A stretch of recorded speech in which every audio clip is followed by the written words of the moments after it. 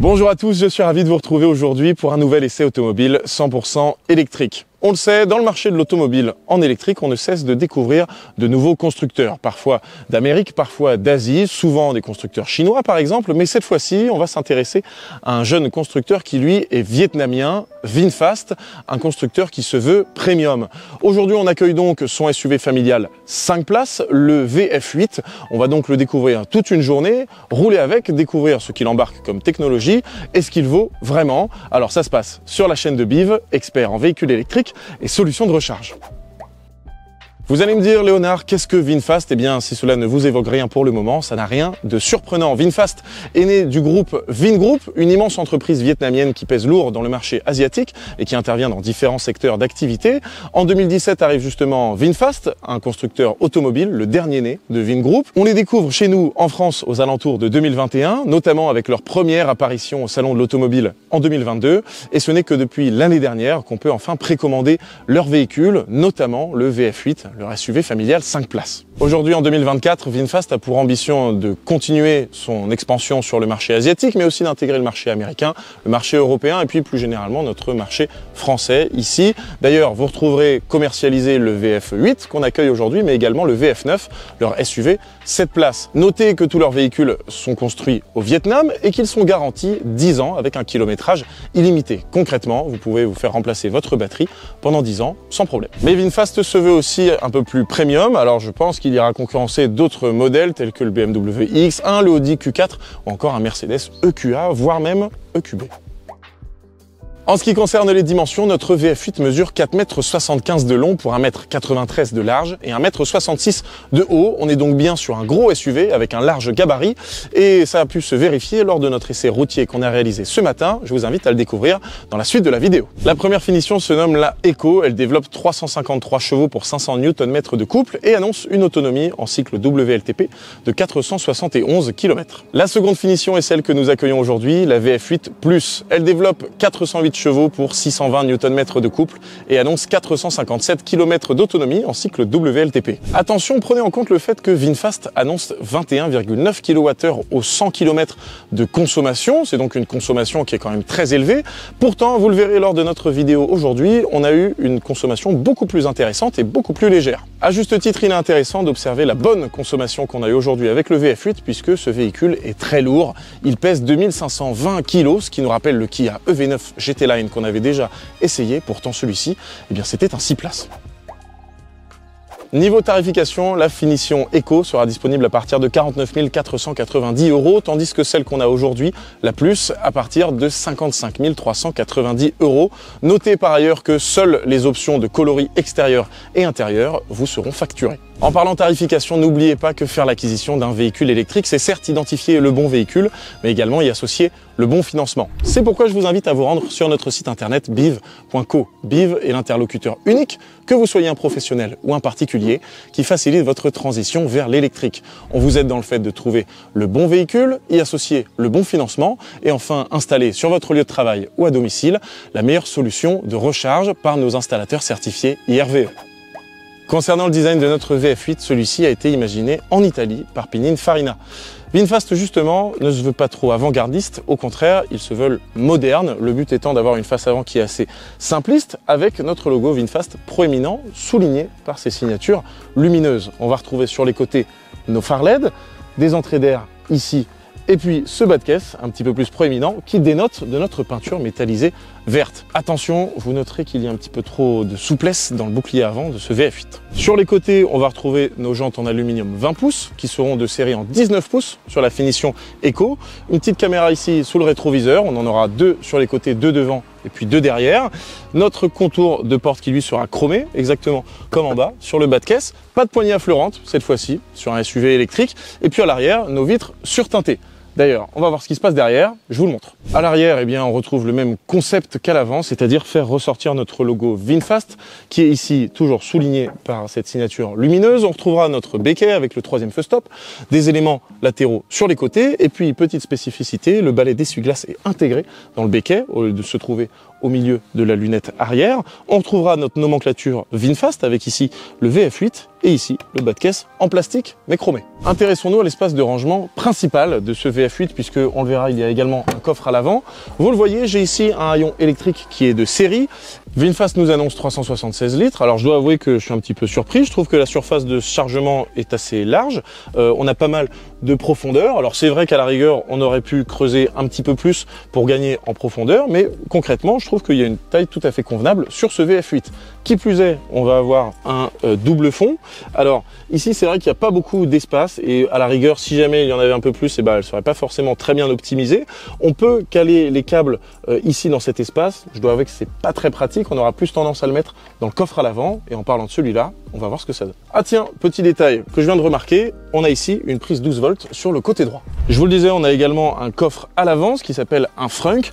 Eh bien, celui-ci dispose de 70 litres de volume utile. Alors, je trouve qu'au contraire, on les sent pas beaucoup, ces 70 litres. On a la place, heureusement, pour mettre les câbles de recharge, mais globalement, il y a une gestion de l'espace qui est pas hyper optimisée, même si c'est vrai, on a accès à la batterie et au fusible si nécessaire. Au sujet de la recharge, on retrouvera les mêmes puissances maximum, quelle que soit la finition, que ce soit Eco ou Plus, sur le courant alternatif AC, c'est-à-dire ce que vous allez retrouver chez vous ou encore sur les bornes publiques. On va retrouver une puissance maximum de 11 kW. Attention, on n'aura pas la possibilité de charger en 22, pas même en option, puisque je vous ai dit, les options, c'est uniquement les couleurs extérieures et intérieures.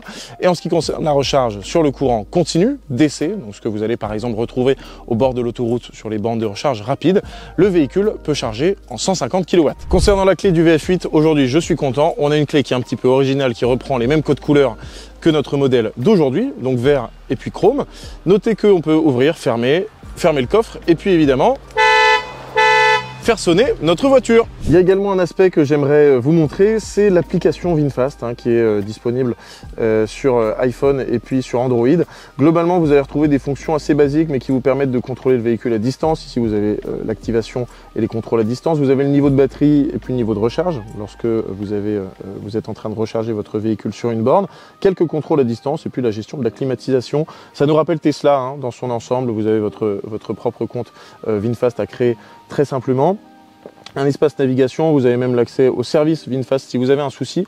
Pour le moment, c'est vraiment bien fait. On attend encore quelques mises à jour, mais je trouve que pour des premières versions et ce qu'on peut trouver sur cette première commercialisation, c'est vraiment pas mal et c'est intuitif. Au-delà de ça, vous avez un espace navigation qui vous permet de trouver les bornes de recharge aux alentours de votre véhicule. Vous pouvez même envoyer un itinéraire depuis votre smartphone jusqu'à votre véhicule. Et puis, je vous le disais aussi, l'accès à quelques services si vous avez un souci avec votre véhicule. On a découvert notre VF8 dans son ensemble à l'extérieur. Il est l'heure de voir ce qui se passe à l'intérieur. On y va.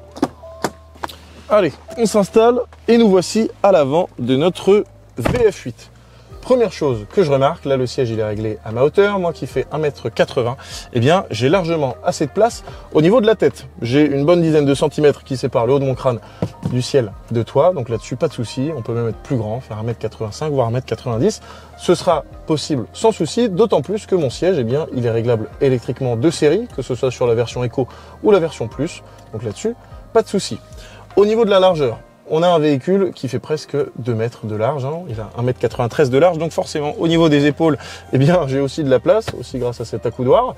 Notez que, on l'a vu pendant la conduite, je trouve que les sièges sont assez confortables, bien qu'ils soient fermes. Cependant, j'aurais aimé avoir un petit peu plus de renfort au niveau du dos. Heureusement qu'il y avait quand même un bon maintien dans l'ensemble. Et puisque je vous parle des sièges, on a ici une sellerie simili-cuir marron. Alors celle-ci, elle n'est pas de série. De série sur la version Plus comme la version Eco, ce sera en noir ou alors en blanc. Celle-ci, elle est en option. Ça me fait penser à ce qu'on a sur le tableau de bord. La qualité d'assemblage est pas mal. Ici, c'est rembourré avec ce biton. On a quand même quelques plastiques durs ici sur les côtés avec des empiècements chromés également. Je trouve que la console centrale, elle est très sympa, elle est vraiment esthétique. On est quand même content de retrouver 2 ports USB-A, un chargeur à induction et puis ici nos gros boutons de sélecteur de vitesse avec 2 portes gobelets. Ici, la fermeture centralisée, la petite molette pour la gestion du volume et puis les warnings. Dommage cependant au niveau des rangements, je trouve que c'est très léger à l'avant de ce VF8. Déjà parce que ici, on a juste un petit vide-poche, vraiment, vous voyez, qui fait à peu près la taille de ma main lorsqu'elle est fermée. Donc là-dessus, pas beaucoup d'espace. Idem ici, on aurait aimé avoir un deuxième niveau en dessous, peut-être pour avoir un petit peu plus d'espace de rangement également. La boîte à gants, l'ouverture est assez étroite et puis même sur les côtés, c'est assez restreint également. Donc dommage là-dessus. On sera à ce moment-là content de retrouver dans les contreportes des espaces où il y a assez de place pour mettre une gourde. D'ailleurs, dans les contreportes, eh bien, je vous parlais des qualités des matériaux. On va retrouver là aussi quelques empiècements qui sont rembourrés, un tout petit peu de plastique dur ici sur les côtés. Et puis, pareil, mes espaces là avec ma sellerie simili-cuir marron. Au niveau de la visibilité, je vous laisse regarder un petit peu plus tard lorsqu'on a fait l'essai routier de ce VF8 puisque j'ai pu l'expérimenter en direct. L'avantage de cet écran, c'est que celui-ci, c'est l'unique écran qu'on va retrouver, pas d'écran pilote. Il mesure 15,6 pouces. On va s'y intéresser juste après également, mais on sera ravi de retrouver un affichage tête haute qui est aisément réglable. Je vais vous le montrer. Ici, notre petit détecteur de fatigue avec mon volant gainé, simili-cuir, et puis mes commandes à droite pour gérer. Les aides à la conduite sont de série, que vous soyez en éco ou en plus, régulateur adaptatif de vitesse, conduite autonome de niveau 2, et puis sur le côté, ce sera plutôt la partie média, puisque l'Android Auto, le CarPlay, tout ça, c'est de série et c'est évidemment sans fil. Particularité qui me plaît, puisque c'est de série sur la finition Eco comme la finition Plus, nos sièges ici, ils sont chauffants et ventilés, et ce n'est pas qu'à l'avant, on aura aussi des sièges chauffants et ventilés à l'arrière. Et en ce qui concerne notre volant, lui, il est chauffant, et cette série également. Je conclue enfin avec un dernier point que je suis ravi de retrouver sur un SUV familial, c'est évidemment le toit ouvrant. Alors celui-ci n'est disponible que sur la finition Plus et non pas la finition Eco. Attention, pour pouvoir gérer son ouverture, rien de plus simple. J'ai mes raccourcis écran sur le côté gauche de mon écran. J'appuie ici et puis là, je peux gérer l'ouverture du rideau. Pareil pour le toit ouvrant. Et là, je peux profiter pleinement.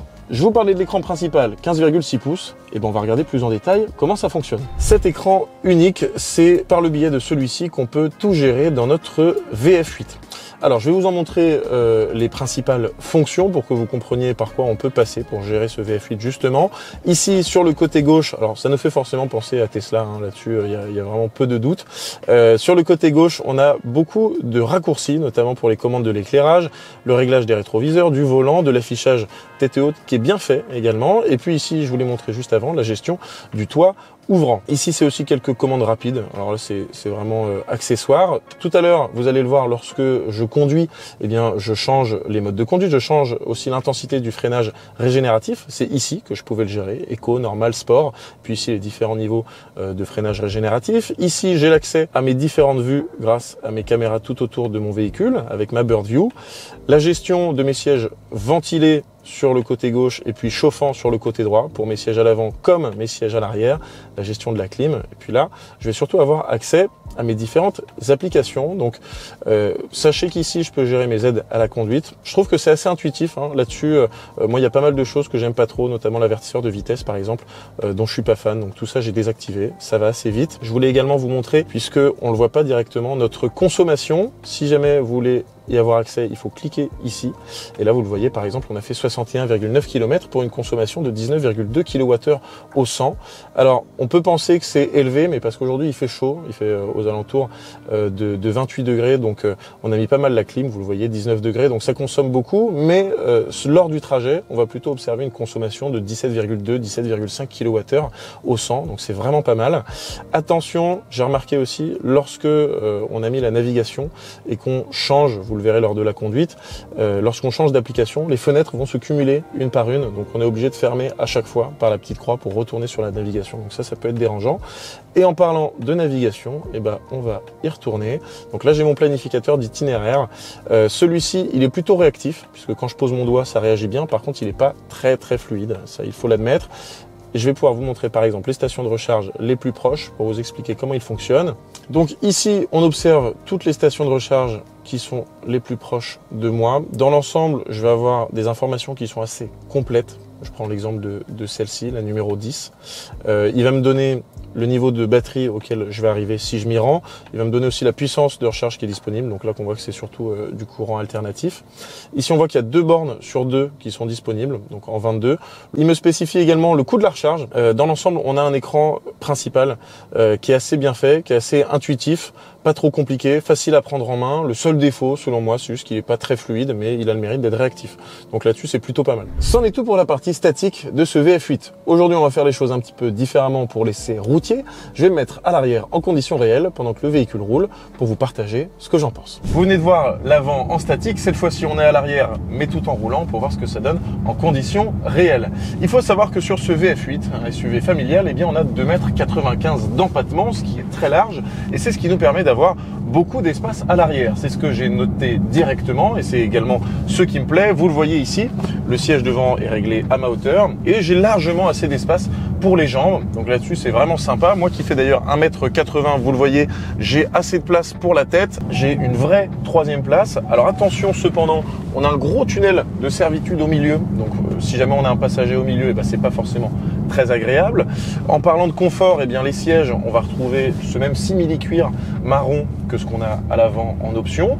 Les sièges sont également confortables. Je trouve qu'ils sont cependant assez fermes. Donc il faudrait voir ce que ça donne sur des trajets un petit peu plus longs. Au niveau du confort également, eh bien on va retrouver quelques connectiques. Alors je vais avoir 2 ports USB-A ainsi qu'un port USB-C qui délivre 90 watts. Par exemple là, la caméra elle est branchée dessus, donc elle peut être alimentée par ce port USB-C. On va également retrouver une petite console ici avec un range-gobelet qui est dépliable.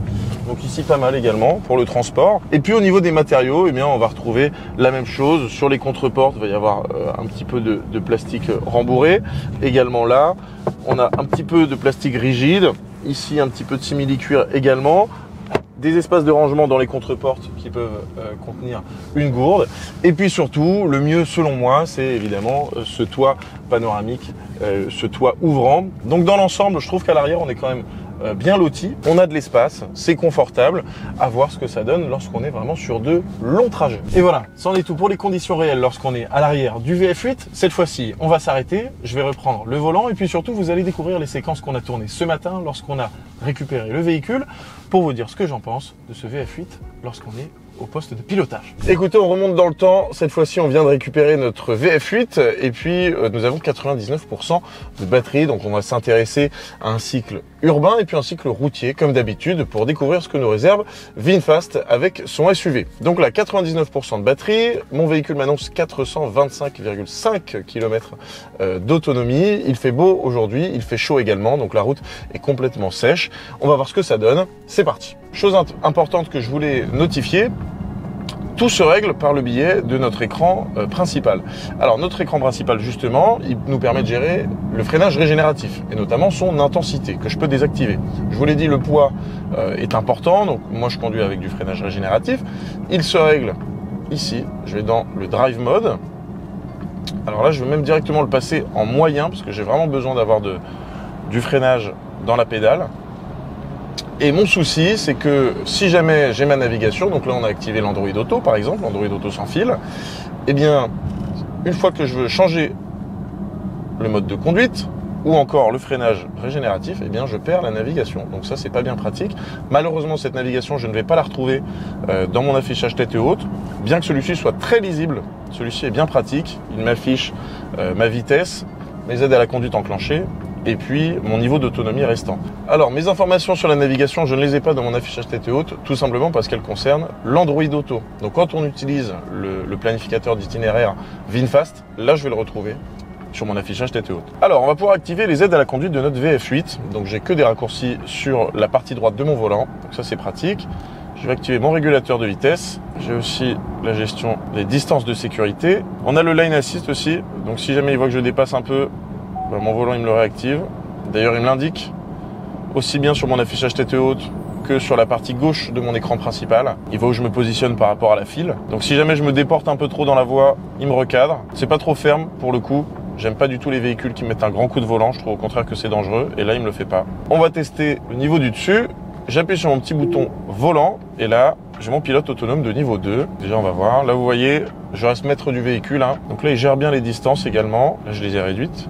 Normalement, On va reprendre un peu de vitesse. Alors je trouve qu'il y a quand même un temps de latence assez important avec les véhicules qui distinguent sur mon écran principal. Il arrive à voir quand même les véhicules de devant qui se déportent, mais les véhicules sur les côtés, il a du mal à les identifier. L'autopilote de niveau 2 fonctionne bien. Je reviens sur un point qui est important, qui me vient vraiment à l'esprit là, parce que c'est difficile de le négliger. C'est l'insonorisation. L'insonorisation, je trouve qu'elle est pas folle, il faut l'admettre. Alors selon moi, il y a 2 points. Le premier, c'est quelques bruits d'air qu'on entend surtout quand on dépasse les 100-105 km/h. Sinon, il y a pas mal de bruit de roulement. Et puis surtout, on entend le bruit des moteurs. Alors ça me surprend pas mal. Donc il y a 2 possibilités. Soit en effet l'insonorisation est très mauvaise, soit c'est le bruit des moteurs qui est particulièrement élevé. Je pense que c'est plutôt lié à l'insonorisation. Ça c'est dommage, puisque là ça s'entend vraiment pas mal. Et d'ailleurs on s'est fait la remarque tout à l'heure, même à basse vitesse, on va entendre le bruit du freinage. Lorsqu'on est en cycle urbain, on va pas mal freiner, mine de rien, à basse vitesse, puisque le véhicule est lourd. Je note un autre point qui me dérange un peu, ce sont les clignotants qui ont du mal à se désactiver. Dès que je tourne, ils vont pas se désenclencher tout seuls, je suis obligé de le faire manuellement. Je voulais vous parler de la visibilité qu'on a dans ce VF8. On a quand même plus de 4,70 m de long. Ça peut sembler compliqué. Malgré tout, on a une face avant qui est assez plate, assez écrasé, donc je distingue bien le nez du véhicule. Même sur les côtés, j'ai une bonne visibilité, même à l'arrière. Ça se vérifiera aussi quand on fera des manœuvres, peut-être plus à l'arrêt pour se garer, ce genre de choses. Concernant le freinage régénératif, on va voir ce que ça donne sur des routes limitées à 50. Donc là, on est entre 45 et 50 km/h. Je vais simplement décélérer en lâchant la pédale d'accélération. J'ai mis le freinage régénératif sur le mode le plus fort, c'est-à-dire le standard. Ici, par exemple, on a un rond-point à une cinquantaine de mètres. Je relâche. On passe à 40 km/h, 30 km/h, 20. C'est assez léger. Alors, on n'a pas de mode one pedal pour le coup.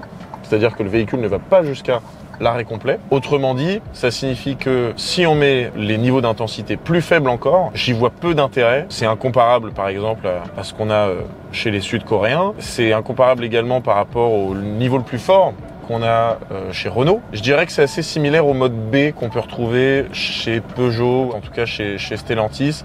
C'est un petit peu même en dessous. C'est un niveau d'intensité qui est un peu plus faible, donc le freinage régénératif est assez bas. Alors attention, là vous voyez typiquement, on observe qu'on est sur une route à double sens, et pourtant il me distingue une 3e voie à droite qui n'existe pas. Et même il pense qu'on peut se déporter sur la gauche.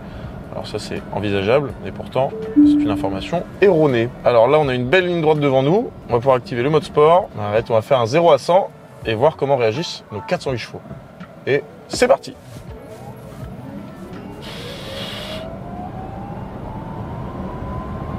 Bah écoutez, ça démarre bien, hein. Ça démarre bien, on n'est pas scotché au siège, mais on sent quand même qu'on est un petit peu collé. Ça s'est vu directement, ça s'est ressenti. On va prendre une suite de virages, l'occasion de voir ce que ça donne en mode sport. Mon freinage régénératif, je le laisse au niveau maximum, ce qu'ils appellent le standard. Puis on va voir comment ça se comporte au niveau de la direction et puis de la tenue de route. On y va, premier virage, je suis obligé d'aller chercher le frein. Pour le coup, le freinage régénératif est beaucoup trop bas. On a une direction qui est assez précise. Oh là, je vais beaucoup chercher le frein. On sent qu'il y a du poids, hein. Pour le coup, ça tient bien. On sent pas de mouvement du train arrière. Les 4 roues motrices, elles font bien leur travail, je trouve. Et c'est la fin de nos différents tournants. Bon, c'était intéressant. C'était intéressant ce passage. Ce qui dénote, selon moi, c'est vraiment le poids du véhicule. C'est là-dessus que tout se joue. Puisqu'on a besoin d'aller chercher du freinage. La direction en mode sport, ce serait sympa qu'elle soit un petit peu plus précise. Alors c'est pas dérangeant, hein, j'insiste, c'est vraiment parce que là-dessus on est pointilleux, mais ça aurait été mieux qu'elle soit plus précise, en tout cas pour ce genre de situation-là. Sinon il y a une bonne tenue de route, on n'a pas la sensation d'aller tirer sur les extrémités de la voie. Écoutez, on va se garer, on va voir ce que ça donne et comment on manœuvre avec notre VF8. Alors j'ai activé l'arrière, donc déjà j'ai ma caméra de recul, j'ai ma bird view, hop. Je manœuvre, parfait, parfait. Hop, et voilà. Écoutez, on voit plutôt bien. Excellent. Bravo VinFast.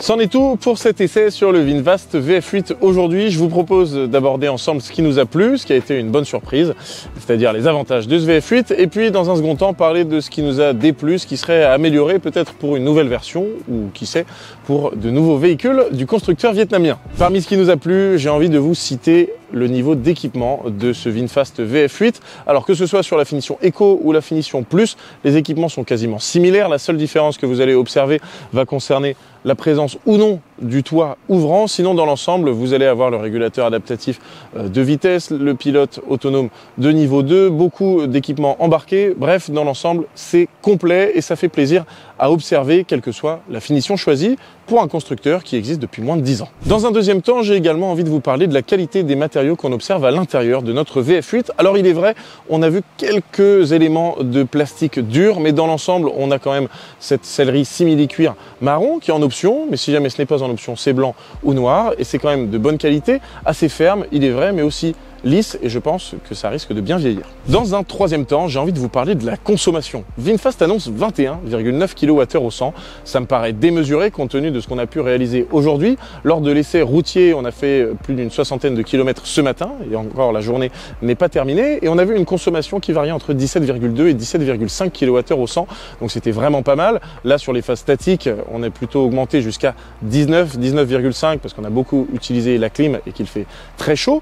Donc 21,9, ça me paraît démesuré et au contraire, je pense que la consommation est bien meilleure que ce que le constructeur annonce. Dans un quatrième temps, on est sur un SUV familial et pour moi, celui-ci est vraiment familial. Pourquoi? Puisqu'on a de l'espace à l'arrière. C'est la première chose qui m'a marqué lorsqu'on est entré dans ce VF8. On a vraiment de l'espace, en même temps, on a un bel empattement. Donc, que ce soit des enfants, des ados ou même des adultes à l'arrière, eh bien, vous aurez largement de quoi les loger sans souci. Enfin, parmi les points positifs, j'ai quand même envie de citer une mention spéciale pour la garantie 10 ans et kilométrage illimité que propose VinFast avec son VF8. Ce VF8, il a des points positifs, mais il a également des points noirs qui sont importants à souligner pour pouvoir améliorer, qui sait, peut-être une prochaine version. Selon moi, le premier point négatif qu'il faut mentionner concernant ce VF8 concerne la qualité d'assemblage, mais à l'extérieur du véhicule, parce que celui à l'intérieur faisait partie des points positifs. On l'a vu, globalement, il y avait pas mal d'empiècements qui étaient assez souples, parfois trop souples, et ça peut faire un peu cheap, ça peut faire de mauvaise qualité, ce qui ne représente pas le VF8. Le deuxième point concerne, selon moi, la qualité de la partie software, c'est-à-dire le système d'exploitation qu'on va retrouver sur l'écran unique et donc l'écran principal de notre VF8. Celui-ci fait un petit peu vieillot, alors on a parfois des temps de latence.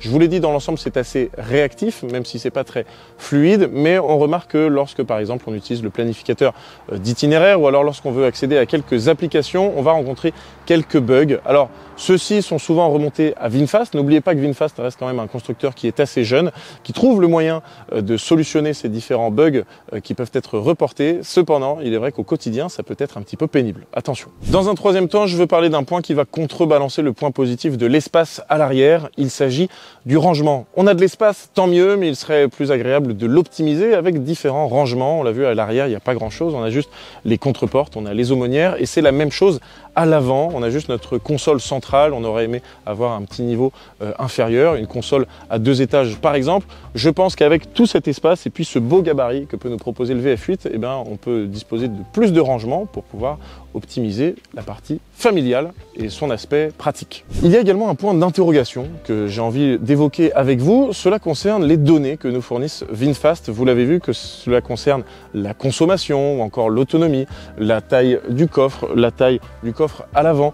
Globalement, j'ai l'impression que VinFast voit les chiffres un petit peu de façon négative ou pessimiste, j'ai envie de vous dire, dans la mesure où nous, pour le coffre, on a clairement l'impression que ça mesure plus de 370 litres, largement. On a quand même un bel espace. Et puis surtout, je vous en parlais tout à l'heure, au niveau de la consommation, quand ils annoncent 21,9 kWh au 100, moi j'ai l'impression qu'on est bien en dessous.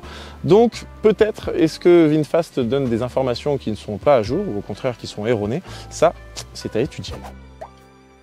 Quoi qu'il en soit, c'en est tout pour cet essai automobile. Vous avez l'habitude maintenant, cet essai, il est terminé. Toutefois, la journée n'est pas terminée pour nous. On va donc vous mettre ici la distance totale que nous avons parcourue aujourd'hui, ainsi que là, la consommation moyenne sur la totalité de notre trajet. En conclusion, n'oublions pas que VinFast est un constructeur qui a moins de 10 ans. C'est un constructeur qui est jeune et qui a la volonté de bien faire. Ça se voit au travers des bons agréments de conduite qui sont relativement corrects, des véhicules tout équipés qu'on nous propose, mais on observe aussi des lacunes, par exemple les qualités d'assemblage à l'extérieur, la partie software avec le système d'exploitation qui peut être un peu lent ou qui peut faire un petit peu vieillot. Toutefois, on ne peut que saluer le constructeur vietnamien qui souhaite tendre vers le premium. Selon moi, ce n'est pas encore premium, on ne peut pas encore aller égaler des BMW, des Audi ou encore des Mercedes. On peut même parler de BYD, le constructeur numéro 1 chinois, qui lui aussi fournit presque du premium. On avait notamment essayé la BYD Seal. Eh bien, avec ce VF8, j'estime que ça tend vers le premium. On n'en est vraiment pas loin. Ça s'est vu notamment sur la qualité d'assemblage et la qualité des matériaux à l'intérieur du VF8. Mais selon moi, c'est sur l'extérieur que tout va se jouer. Et puis pour conclure, j'ai aussi envie de vous faire part d'une réflexion que j'ai eue lors de cette journée d'essai avec le VF8. On observe quand même que le véhicule pèse plus de 2,5 tonnes, ce qui est largement au-dessus de ce qu'on va trouver sur le même segment des SUV 100% électriques. Et malgré tout, on observe une consommation qui est quand même bonne. Je pense qu'on va terminer la journée aux alentours de 18 ou peut-être même 19 kWh au 100. Donc est-ce que VinFast n'aurait pas intérêt à pouvoir concurrencer ses confrères sur le marché de l'électrique en allégeant ce VF8 pour avoir une consommation qui est encore meilleure, histoire de démontrer que ce VF8 peut atteindre une autonomie encore plus satisfaisante?